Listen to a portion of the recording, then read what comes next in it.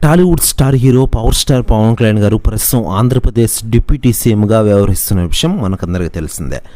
ఒక పక్క ప్రభుత్వ పరంగా పాలనా వ్యవహారాలను చక్కబెడుతూనే మరోవైపు పార్టీ వ్యవహారాలను చక్కదిద్దాలి. ఈ రెండింటికి ఆయన పూర్తి సమయం సరిపోతుంది.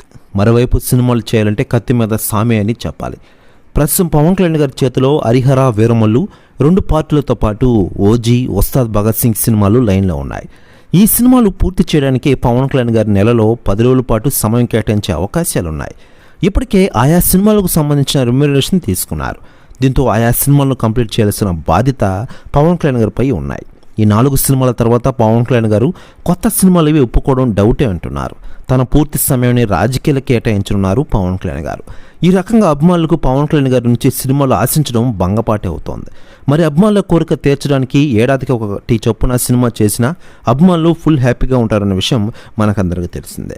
ఇక ఇదిలా ఉండగా పవర్ స్టార్ పవన్ కళ్యాణ్ గారిని కలవడానికి తెలుగు ఇండస్ట్రీ సభ్యులు క్యూ కడుతున్న విషయం మనకందరికీ తెలిసిందే. ఇక తాజాగా అందుతున్న సమాచారం ప్రకారం పవన్ కళ్యాణ్ గారి ఇంటికి ఎస్ఎస్ రాజమౌళి గారు మరియు నిర్మాత దిల్ రాజు గారు వెళ్లారట.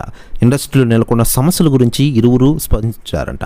ప్రెస్ న్యూస్ కూడా తెగ వైరల్ అవుతోంది. కాకపోతే పవన్ కళ్యాణ్ గారు ప్రస్తుతం ఆంధ్రప్రదేశ్ డిప్యూటీ సీఎంగా ఉన్నారు. ఈ నెల 19న ఈయన మంత్రిగా బాధ్యతలు స్వీకరించిన విషయం మనకందరికీ తెలిసిందే. ఈ నేపథ్యంలో పవన్ కళ్యాణ్ గారి నుంచి ఆయన అభిమానులు ఆశించే సినిమాలు ఇకపై చూడలేమా అంటే అవునని అంటున్నాయి ప్రస్తుత